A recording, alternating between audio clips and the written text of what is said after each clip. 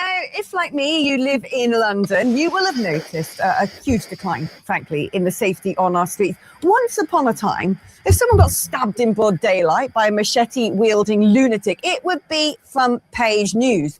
Now it's just kind of normalised. Oh, well, there they go again. The kids in the balaclavas with their zombie knives just stabbing each other up in the street. Also, once upon a time, I remember when I worked years ago near Berkeley Square, and I'd walk to and from work on my phone like this. It was when I was head of media for UKIP, and I couldn't be a moment without that phone in my hand. It rang off the hook 24/7. And so the minute I surfaced from the underground at Green Park, I needed to get on the blower and catch up with about 25 missed calls. And so I'd walk through Berkeley Square, chatting away to this person, that person, messaging. I couldn't do that now because someone would probably come and mug me. In fact, someone's tried to mug me 3 times in the past year. 3 times I've had someone attempt to snatch. Hello, everyone. Welcome back. I mean, that is a basic problem that we've got with, London town straight away, isn't it? Whenever you go, I mean, I live by the sea, and it's a completely different mentality down here to up there. When you're up in London, you can't do this. You've seen ample videos of bikes, push bikes coming by, nicking them off people. You've got to watch your back everywhere you go. And the level of incidents that happen, and then you get Mayor Khan saying what a wonderful city it is to live in. Come off it. My phone, and it is blimmin' scary. You now in London, you think to yourself, I don't know where I'm going. I got to get to this restaurant, and you dare not get this thing out to find your way. You daren't. Especially as a woman. I think 75% of the victims of things like phone thefts are women because they target a woman by herself. When I used to live in Westminster, I'd go to the pub, go to the good old mod for a booze, and I'd walk home at 11 o'clock at night. I wouldn't do that now. I wouldn't dare. And I still consider Westminster to be one of the sort of sleepier, safer parts of London. Even 4 years ago, when I first moved to West London, I used to poodle about, walking down the street, never really had a care in the world. Now, especially if I've been to work and I look like a Barbie with my blonde hair and my makeup on, I'm terrified of getting off that tube because I know a load of grizzly ne'er-do-well men are going to be leering at me, are going to be following me, at the very least with their eyes, tracking my every move as I go down the street, salivating after me like the lechers that they are. And it makes you seriously, as a woman, not want to leave your house. Could you imagine how scary that is? Particularly if you think that you might be a little bit more vulnerable than other people. One of the things about London is very much the hustle and bustle. You've got people rushing at you from all directions, sideways, forwards, backwards, and they don't care. And one of those at any time could be somebody with intentions, not nice intentions. And you've really got to make sure that all your stuff is secure. You know where all your bits and bobs are. You've got a modicum of sense around you where you're looking around. And why would you want to live like that? And as Alex has said, even just a few years ago, it was completely different. You could, do whatever, go wherever, be whatever. It was fine. Now, what's changed? I don't really know the answer. Anyway, let's continue. In high heels or makeup, or with your hair down, actually makes you want to wear a blimmin' burqa. And just existence in London is miserable. It's psychologically miserable. Because even if you're not being mugged, even if you're not having your phone robbed, even if on that particular day no one does lech after you, the problem is you're already having to live your life every single minute, every single hour, with the distinct possibility that if you don't take preventative measures, if you don't take precautions, then those things will happen. And that is utterly ghoulish. It almost makes life not worth living, which is why I'm leaving. I ain't living in London anymore. I'm getting out. I've had enough. Let's speak now to former Minister for London, Paul Scully. Right, before we go there, I ain't living in London anymore. I'm leaving. I've had enough. Now, she talks about preventative measures, safety. Anything that's valuable. I mean, it's like, I've got a wedding ring there. Be very mindful of that sort of thing. Don't have any jewelry on that somebody could just grab. Do not walk down the road with your mobile phone in your hand, because they'll have it off you. You're distracted. Always look ahead of you. Always use your peripheral vision. Look left, look right. Occasionally check behind you. Make sure that if you've got a backpack, it's secure and it's shut. Make sure that all your pockets, if there's got zips on them, zip them up. If they're not, take measures to make sure that anything valuable like phones or bank cards or anything like that is in a part of your body where you aren't going to be able to, lose them if anybody tries to take them. If you are approached by anybody and they draw something on you, you don't mess about. You run. Run, hide, fight, in that order. Always remember that. And always, always, always just be aware all the time. As I said, on the underground in the morning at rush hour, you've got everybody piling in from all directions. It can be very intimidating if you've not been in that situation before.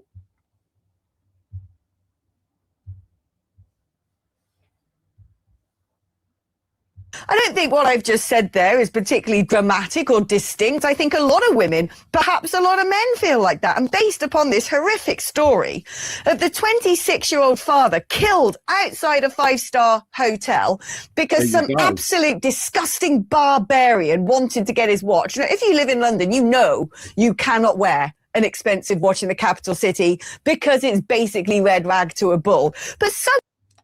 Very, very important. If somebody comes up to you and they say, I want your watch, give them your watch. A lot of people give it the big I am. It's not as important as your life. Give them the watch. Or if the opportunity presents itself, run. Doesn't matter. Material things don't matter over life. Someone being stabbed right in their abdomen because someone wants to snatch their watch. I mean, is this what we've become now in our capital? Well, look, there's a lot to unpick there, Alex. And first of all, let's take the awful case of Blue Stevens that was murdered, as you say, outside the hotel. And we've been fortunate in many ways up to date that actually a lot of knife crime hasn't been in this sort of form. With often it's in particular areas, often stoked by things like gangs and the like. It's not often that someone is just blatantly stabbed in the middle as a result. Gangs is another thing. If you find yourself anywhere near a gang or gangs, put some distance between you. Of a bungled theft, fortunately. However, we've got to make sure that when we are talking about general London things, we don't say that it's just suddenly a crime-ridden capital, because it's not necessarily. I know there are cases that you're describing and people who have been a victim of crime will be thinking about this. But, we still, tourism is down, investment is down. There's a lot of reasons for that, but part of that is because we keep talking London down. Now, to pick your point up about your situation, clearly I'm not a woman, and I know the definition of a woman, so let's just get that. I'm glad he knows the definition of a woman. Now, a very important point there is where he talks about bringing London down, talking London down. We shouldn't be talking London down at all. There's a reason we're talking London down, and that's all of the stuff that's just been mentioned there, plus other things which we'll discuss later in the video. Let's continue and see where this goes now. But the fact of the matter is that there are people that have always felt worried about living in London. Do you remember steamers that used to go out troop chains and just with bags and just steal everything they could find? I've seen that happen on bikes with people, as you've talked about, having their phones nicked with 3 or 4 electric bikes, and they are just gone in a second. I nearly had mine done, but because I only didn't have mine nicked because they nicked the phone of the woman about 20 yards away from me. I mean, what needs to happen? I mean, look, my sense is I've been living in London for well over a decade, and actually in the last 2 years it's palpably changed, certainly for me and where I live, palpably. I had never had a sense in London before of feeling constantly on edge, and now I do. Maybe it's because of all the negative chit-chat, but like I said, I managed to live 10 years in London without being mugged once, and in the past year there have been 3 attempts.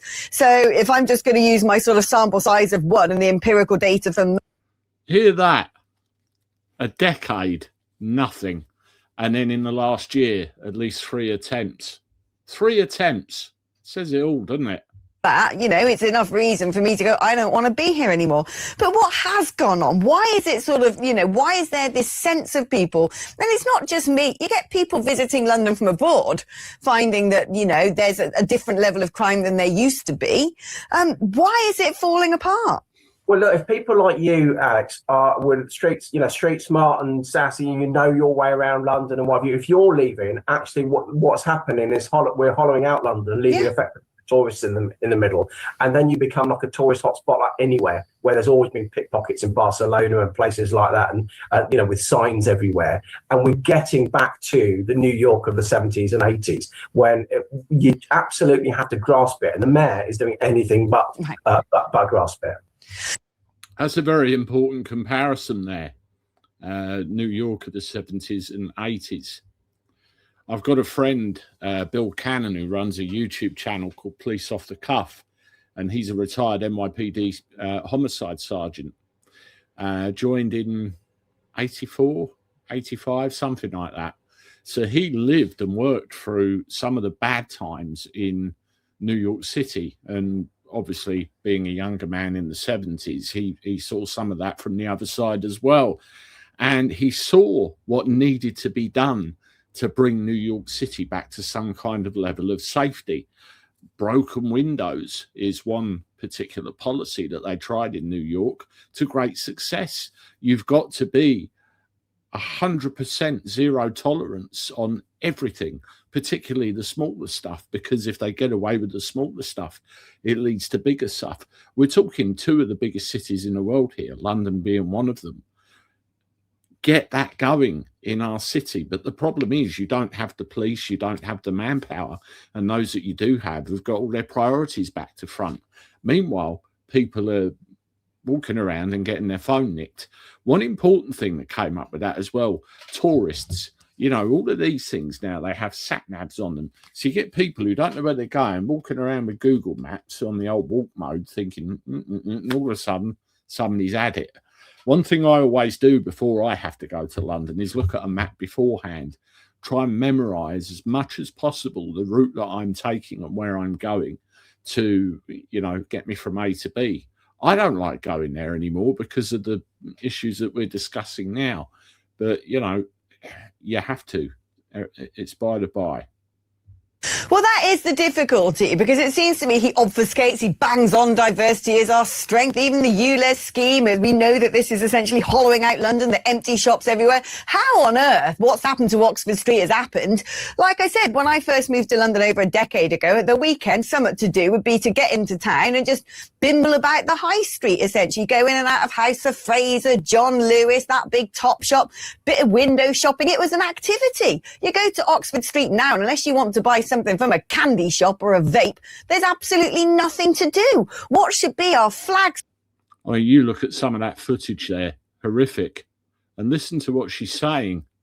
Shopping street is a disgrace. You see a lot of people in Oxford Street that are hanging around but not spending money. So it's hardly surprising that any retailers can survive there, and it's left to the candy stores, as you rightly say. And again, the whole point about safety in London is safety in numbers. Whether it's on the tube, on the high street, if you've got a lot of people around, you're going to feel safer. But if you're just hollowing it out, as we've been talking about, whether it's tourists or whether it's just after a particular time because, you know, the nightlife is dying on its feet, that it's hard to get a drink after a particular time, then people, especially women, are going to feel really unsafe in the middle of London. And that's something. I don't agree with that safety in numbers narrative there. I mean, if you are with friends of yours, if you are with companions, fine, safety in numbers, big blocks, you're not as attractive a target as somebody of a smaller stature looking more vulnerable on their own maybe. But generally in London, everybody's in a rush to get somewhere very quickly. They don't care who they bump into, they just have a direction, and more often than not they're walking around like this because time is of the essence. You know, last time I was in London, I had a mid-air collision with somebody coming around a corner because they were just not looking. This is a kind of thing in London. It's crazy stuff. and I'm just a country boy. Something we've just got to reverse. I mean, how do we reverse this? Because, you know, you're talking about it being holiday. It's also about rental prices, isn't it? My rent has gone up in 4 years by £1,000 a month. £1,000 a month, Wow. right? And what have I got in return for this? Nothing but deterioration of my quality of life. And just simple things like you walk over Westminster Bridge and it's covered in sort of, you know, people doing illegal gambling and roasting their chestnuts. Like, you know, I'm like, what is this? Why can't we just say, you go, you go. You're not allowed to do that. You're ripping people off. No more candy shops, no vape shops. We want small independent businesses actually selling wares that people want to buy. I mean, it's just everything just seems to be falling apart constantly and no one's grasping the nettle. Yeah. This is the thing, isn't it? And it's not just London, it's everywhere. You've got how many vape shops? How many hairdressers, how many kebab shops, how many fast food restaurants, how many mobile phone shops do you find on any high streets anywhere? And they're all manned by the same people selling the same stuff. And there's no variety. There's no clothes shops. There's no big names.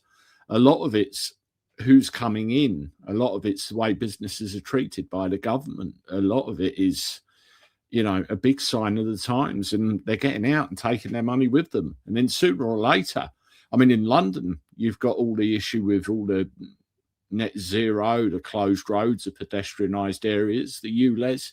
It's not helping. I certainly wouldn't take a car into London anymore. Yeah, you could have a permanent patrol on Westminster and you'll always pick people up, as you rightly say, doing their find a lady and those kind of things with their dodgy people around them that are whipping up tourists to spend a load of money in what is effectively a scam. You get, I think it's Albania Independent Day once a year when you've got all the supercars just honking their horns up Westminster Bridge. You know, you don't end up with a load of supercars like that in one street without something going on. And so you could pick up a lot of that. But then you look at Oxford Street, as I say, and you're right that first of all, rents went up in properties, in residential properties after COVID. They've been dampened down in COVID. They went up. You got to build more houses. You've got to have proper partnerships with developers rather than the developers. They've got big plots that only release 600 or so a year. My problem with building more houses is who are those houses for exactly?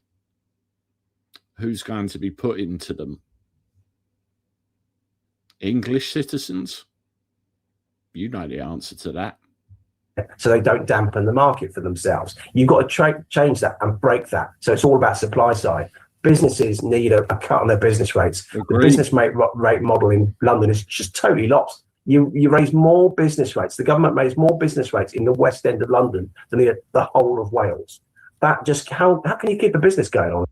West of London than the whole of Wales. Did you hear what he just said there? Absolutely ridiculous. You're taxed out of existence. In that instance.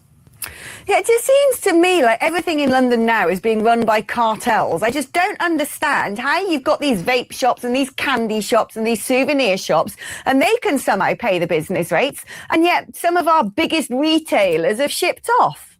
Oh, but it's because they're here now and then gone. You know, these people are filling a void. And do they pay the business rates? A lot of them, I don't think they do. So, you know, we've got to stamp down on it so much more. I know Westminster Council's doing a bit on it, but I think the mayor just needs to take a strategic grip. So it's not just Westminster Council or Camden Council, whatever. You've got to have something. That's sort of the point of the Mayor of London. Otherwise, what is the point? Just leave. The Mayor of London doesn't want to be held to account for anything. That's a lot of the problem with the Mayor of London.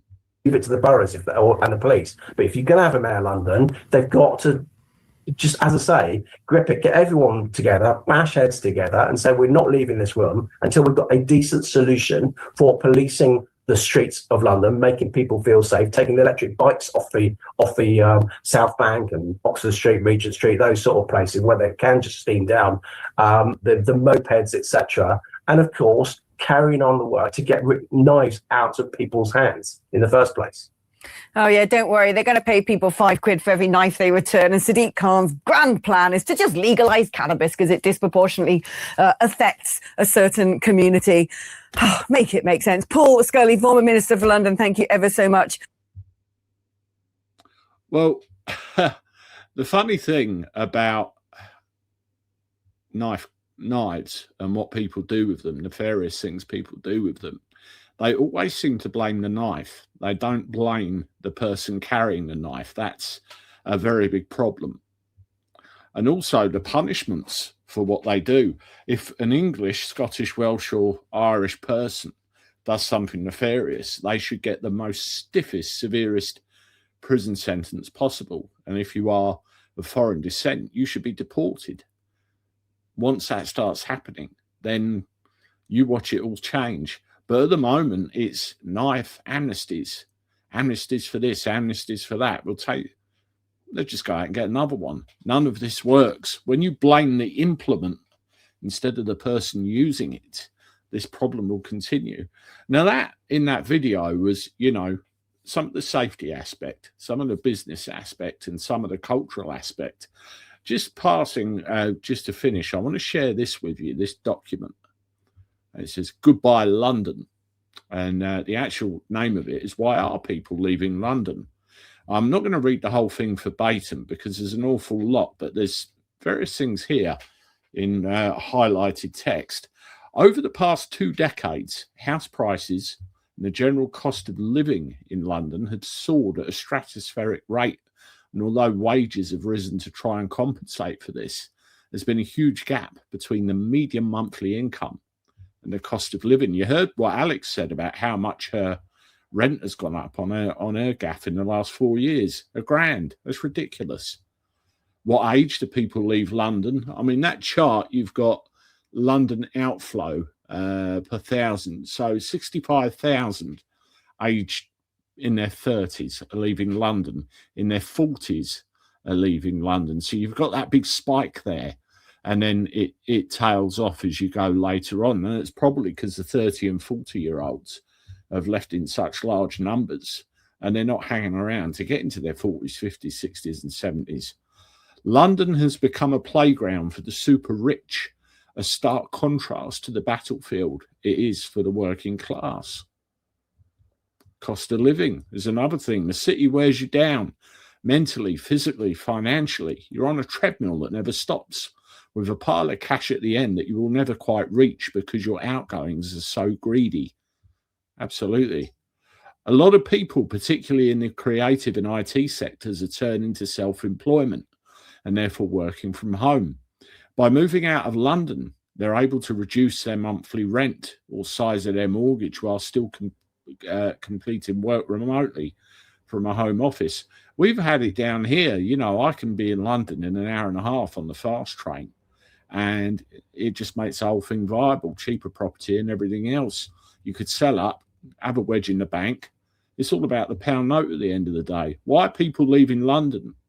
After 10 years of living in London, I moved away nearly 5 years ago with my partner, emigrated to Australia, where we currently live on the outskirts of Melbourne. They're going bad as well. Australia, I mean, some of the stories you read. I feel happier and more relaxed. I have more money and a better quality of life. 23% of the capital's average pay is above the rest of the UK.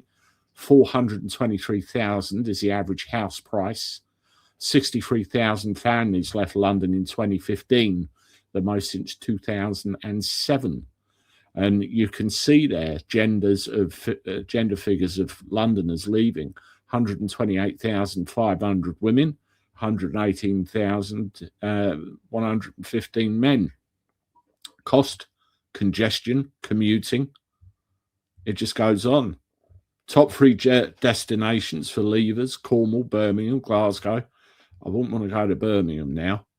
You know, these statistics are absolutely mad. Most in-demand professions in London seems to be financial. So it's quite a good document.